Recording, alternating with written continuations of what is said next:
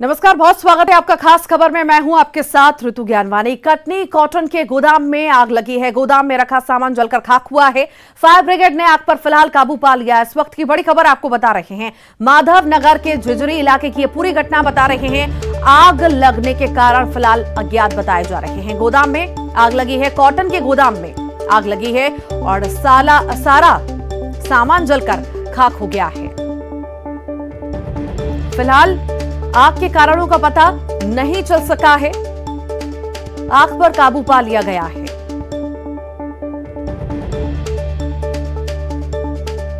Katni cotton के गोदाम में आग लगी है। गोदाम में रखा सारा सामान जलकर खाक हुआ है। फायर ब्रिगेड ने आग पर काबू पा लिया है। बता दें, माधव नगर के झिझरी इलाके की ये पूरी घटना। आगे आग लगने के कारण फिलहाल अज्ञात बताए जा रहे हैं। जांच लगातार जारी है।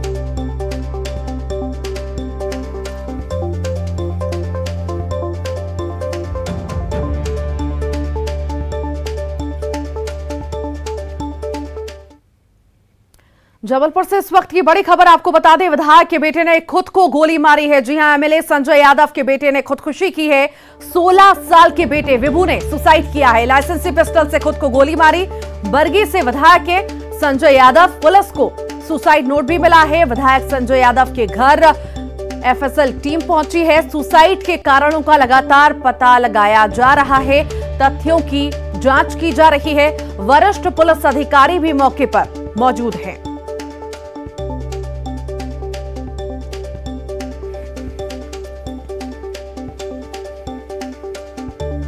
इस वक्त की बड़ी खबर आपको जबलपुर से बता रहे हैं। विधायक के बेटे ने खुद को गोली मारी है। बता दें, सुसाइड किया गया है 16 साल के बेटे के द्वारा। अधिक जानकारी प्रतीक हमारे साथ जुड़ गए हैं, उनसे लेंगे। प्रतीक, अभी क्या जानकारी ज्यादा मिल पा रही है? कुछ पूछताछ में सामने आया, पुलिस का क्या कहना है? आखिर किन्हीं कारणों से सुसाइड किया गया है? देखिए, ये बेसिकल सुसाइडल केस ही है और इस बात की पुष्टि खुद पुलिस अधीक्षक सिद्धार्थ बहुगुणा ने कर दी है। इस सुसाइड नोट में करीब 4 पन्नों का जो सुसाइड नोट है वो पुलिस को मिला है। ऋतु, आपको बता दूं, और सूत्रों के मुताबिक जो जानकारी हमें मिली है तो आत्महत्या करने से पहले विभू ने अपने 5 दोस्तों को टेक्स्ट मैसेज किया था। उस टेक्स्ट मैसेज में ये लिखा था विभू ने कि तुम सब बहुत अच्छे हो, अपना ख्याल रखना, मैं जा रहा हूँ।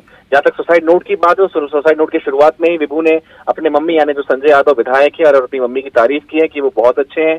अपने भाई की भी तारीफ की कि वो भी बहुत अच्छे हैं और मुझे इनसे कोई परेशानी नहीं है। मैं अब अपने दोस्त के पास जा रहा हूं, यानी अपने किसी बेहद घनिष्ठ मित्र की मौत हो जाने से कहीं ना कहीं विभू दुखी था, ऐसा प्रतीत होता है, क्योंकि तो सूत्र बताते जो सुसाइड नोट में लिखा है। बहरहाल पुलिस इस तमाम तथ्यों की जो है जांच कर रही है कि आखिर क्या वो कारण थे। क्योंकि विभू साइकोलॉजी की पढ़ाई भी कर रहा था, ऋतु, आपको बता दूं, और जल्द विदेश जाकर पढ़ाई करने की तैयारी भी उसकी थी। किसी फॉरेन के कॉलेज में वो पढ़ने की तैयारी जाने की तैयारी में था। साइकोलॉजी विषय भी उसने चूज किया था। तो मेंटल हालत का भी अब कहीं ना कहीं अध्ययन जो है वो पुलिस यहाँ पर करेगी, आखिर क्या वो कारण थे।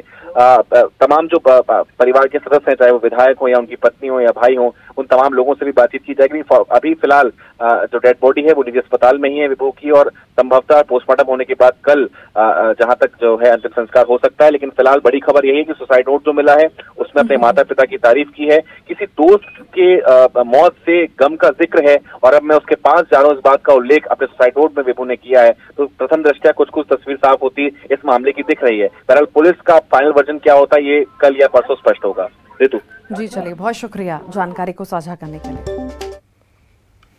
और खाद्य मंत्री अमरजीत भगत दिल्ली दौरे पर हैं और उसना चावल के मुद्दे पर केंद्रीय खाद्य मंत्री पीयूष गोयल से मुलाकात होगी। केंद्र सरकार छत्तीसगढ़ को बकाया में से 3,000 करोड़ रुपए देने को तैयार हो गई है और इसी के साथ ही राज्य को धान खरीदी के लिए बारदाना मुहैया कराने का भी रास्ता साफ हो चुका है।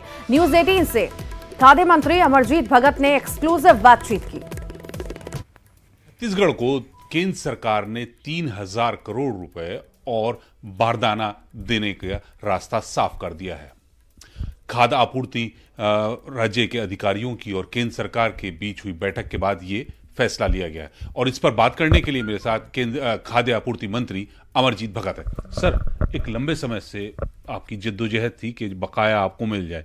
आज की अधिकारियों की जो बैठक हुई है, 3,000 करोड़ रुपया छत्तीसगढ़ सरकार को मिलेंगे। कितना बड़ा आर्थिक रूप से भी फायदा है और आम लोगों को और सरकार को कितना फायदा होगा इससे?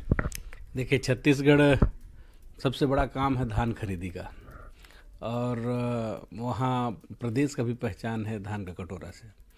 हमारे पिछले कई सालों का जो पेंडिंग था लगभग 4000 करोड़ का, उसमें अभी अधिकारियों की बैठक चल रही है, काफ़ी सारे मुद्दों पे चर्चा हो रही है। लगभग सभी मुद्दे क्लियर हो गए हैं, केवल उसना का जो मुद्दा है वो क्लियर होना बचा है। और संभवतः कल हम माननीय केंद्रीय खाद्य मंत्री पीयूष गोयल जी से मुलाकात होगी और बैठक होगी तो वो भी क्लियर हो जाएगा। सर, बारदाने के लिए भी आप लोग बातचीत कर रहे थे कि बारदाना नहीं है तो, और प्लास्टिक के बारदाने के खासकर, तो क्या केंद्र सरकार तैयार हो गई है राज्य को देने के लिए? देखिए, इस समय जो केंद्र से हमारी बात हो रही थी और जितने लगभग हमको धान खरीदना है 105 लाख टन, तो उसमें ये समझिए कि हमको 5.25 लाख गठान बारदाने की आवश्यकता पड़ेगी। उसमें जो केंद्र से हमको लेना था उसमें काफ़ी डिफरेंसेस अंतर है, आपूर्ति नहीं हो पा रही थी। उसके लिए भी अभी अधिकारी बैठे हैं।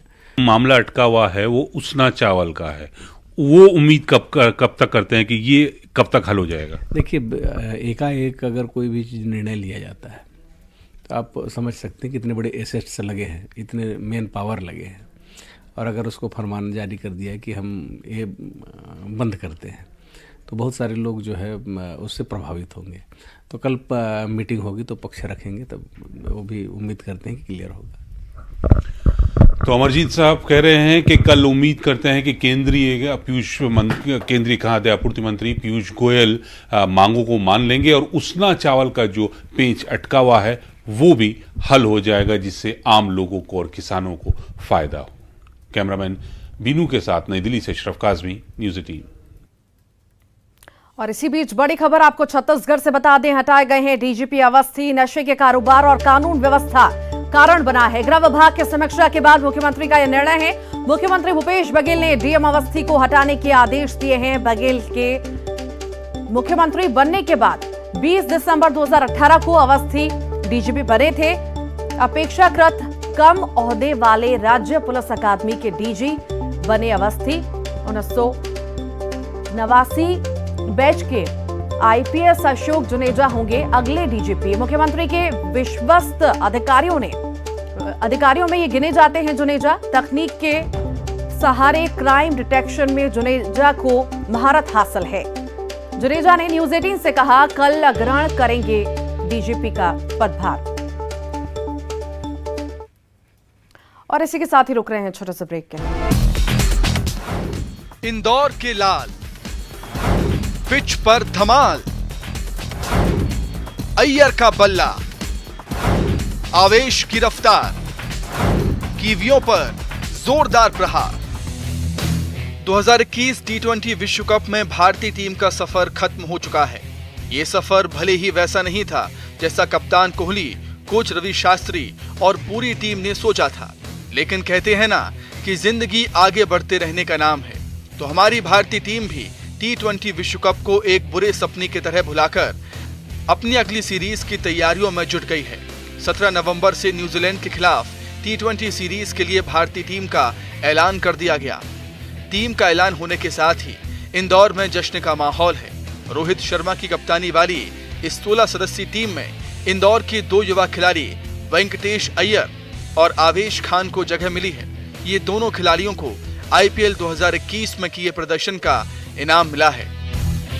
इनके सिलेक्शन की खबर मिलते ही बधाई देने वालों की लाइन लगी हुई है। हर तरफ बस जश्न का माहौल है।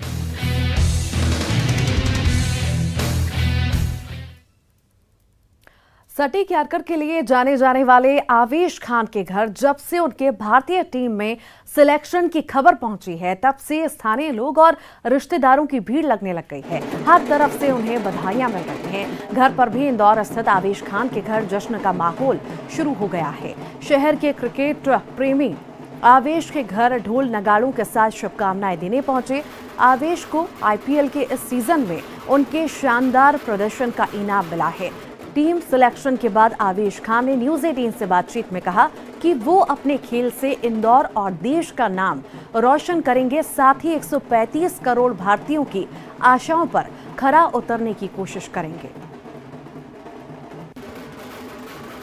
आवेश खान ने एक बार फिर इंदौर का नाम रोशन किया है। इंडियन टीम में उनका सिलेक्शन हुआ है। जी बताइए, कैसा लग रहा है आपको सिलेक्ट हुए आप इंडियन टीम में? अच्छा ही लगेगा ऑब्वियसली कि टीम इंडिया में सिलेक्ट हूँ, और बस कोशिश ये रहेगी कि अच्छा करूँ टीम इंडिया में भी और देश का और इंदौर का नाम रोशन करूँ। आपका जब सिलेक्शन हुआ, इससे पहले आपका IPL में भी सिलेक्शन हुआ था, तो इसके पीछे कितनी मेहनत थी? मेहनत तो काफ़ी थी। देखिए, जो भी जैसे IPL स्टेज भी होगा और टीम इंडिया भी होगा, तो आपको ये चीज़ें आसानी से नहीं मिलती है, आपको मेहनत करना पड़ती है 2 साल 3 साल 5 साल। तो वो ये कि मेहनत तो काफ़ी थी, बस कोशिश ये करता था कि उस मुकाम पे जल्दी से जल्दी पहुँचूँ। उस चीज़ के लिए क्या मेहनत लगती थी, वो मेहनत करने को ज़्यादा फोकस करता था। 135 करोड़ भारतीयों पर आपकी आस है?